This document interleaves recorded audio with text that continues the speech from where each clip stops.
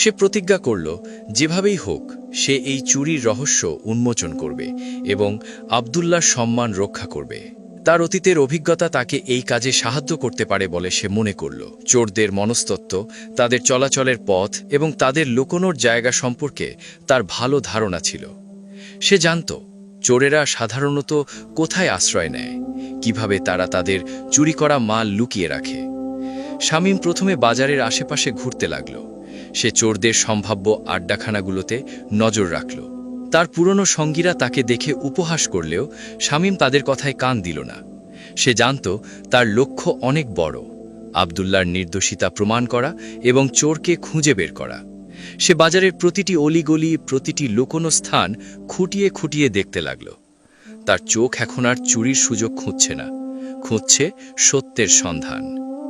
সন্ধ্যায় শামীম একটি পুরনো ভাঙা বাড়ির কাছে গেল, যেখানে আগে চোরেরা প্রায়ই জড়ো হতো। সেখানে সে শুনতে পেল কিছু ফিসফিসানি। একজন বলছিল, দর্জিটা তো শেষ, এত দামি পোশাক চুরি হয়েছে, এখন সে কি করবে? আরেকজন বলল, চোরটা খুব চালাক ছিল, কেউ টেরও পায়নি। শামীম বুঝতে পারল এই চুরির পেছনে তার পুরনো সঙ্গীদের হাত নেই, এটা অন্য কোনো চোরের কাজ। সে আরও মনোযোগ দিয়ে শুনতে লাগল। হঠাৎ তার কানে এলো একটি নাম, মফিজ। মফিজ ছিল বাজারের একজন নতুন চোর, যে সম্প্রতি এই এলাকায় এসেছে। তার চুরির ধরন ছিল ভিন্ন। সে সাধারণত ছোটখাটো জিনিস চুরি করত, কিন্তু এবার সে বড় হাত দিয়েছে। শামীম জানত মফিজের স্বভাব, সে বড় কিছু চুরি করলে তা নিয়ে গর্ব করে বেড়াত। শামীম মফিজের খোঁজে বের হলো। সে জানত মফিজ সাধারণত বাজারের শেষ প্রান্তে একটি নির্জন চায়ের দোকানে আড্ডা দেয়। সেখানে গিয়ে সে দেখল মফিজ বসে চা খাচ্ছে, আর তার পাশে একটি বড় থলে রাখা আছে। থলেটি দেখে শামীমের সন্দেহ আরও ঘনীভূত হল। থলের আকার এবং মফিজের চতুর হাসি দেখে তার মনে হল এটাই সেই পোশাক।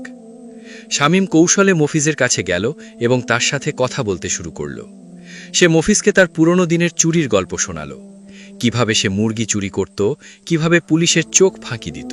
শামীমের গল্প শুনে মফিজ তাকে নিজের লোক মনে করে।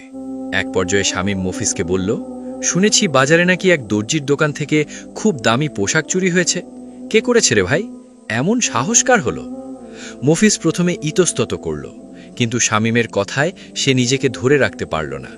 সে গর্ব করে বলল, আমি করেছি, দর্জিটা তো বোকা, এত দামি পোশাক এভাবে ফেলে রাখে, আমি তো ভেবেছিলাম কেউ ধরতেই পারবে না। শামীম কৌশলে মফিজের কাছ থেকে পোশাকটি কোথায় লুকিয়ে রেখেছে তা জেনে নিল। মফিজ পোশাকটি একটি পুরনো কুয়োর ভেতরে লুকিয়ে রেখেছিল, যেখানে কেউ সাধারণত যায় না। শামীম মফিজকে আরও কিছু গল্পে ব্যস্ত রেখে দ্রুত আব্দুল্লাহর দোকানে ফিরে এলো। আব্দুল্লাহ তখনও চিন্তিত মুখে বসেছিলেন, কিন্তু তার মুখে ছিল আল্লাহর প্রতি ভরসার ছাপ। শামীম তাকে সব খুলে বলল। আব্দুল্লাহ প্রথমে বিশ্বাস করতে পারলেন না। তিনি বললেন, শামীম, তুমি নিশ্চিত? তুমি কিভাবে জানলে? শামীম বলল, হ্যাঁ দর্জি সাহেব, আমি নিশ্চিত। আমার অতীতের অভিজ্ঞতা আমাকে এই কাজে সাহায্য করেছে। চলুন, আমি আপনাকে দেখিয়ে দিচ্ছি। আব্দুল্লাহ এবং শামীম দ্রুত সেই কুয়োর কাছে গেলেন। কুয়োর ভেতরে সত্যিই পোশাকটি পাওয়া গেল। বাজারের সবাই অবাক হল। তারা শামীমকে নিয়ে যে সন্দেহ করেছিল তার জন্য লজ্জিত হল। মফিজকে হাতে নাতে ধরা হলো এবং সে তার অপরাধ স্বীকার করল। আব্দুল্লাহ শামীমকে জড়িয়ে ধরলেন। তার চোখে ছিল আনন্দাশ্রু। তিনি বললেন, আল্লাহু আকবার, আল্লাহ তোমার ঈমান ও ধৈর্যের প্রতিদান দিয়েছেন শামীম। তোমার এই পরিবর্তন শুধু তোমার নিজের জন্য নয়, বরং আমাদের সবার জন্য এক শিক্ষা। এই ঘটনা বাজারের সবার কাছে এক নতুন বার্তা দিল। তারা বুঝতে পারল, একজন মানুষ যদি সত্যিই পরিবর্তন হতে চায়, তাহলে আল্লাহ তাকে সাহায্য করেন। শামীমের এই পরিবর্তন ছিল তাকওয়া ও ঈমানের এক উজ্জ্বল দৃষ্টান্ত। তার অতীতের অন্ধকার জীবন এখন আলোর পথে রূপান্তরিত হয়েছে।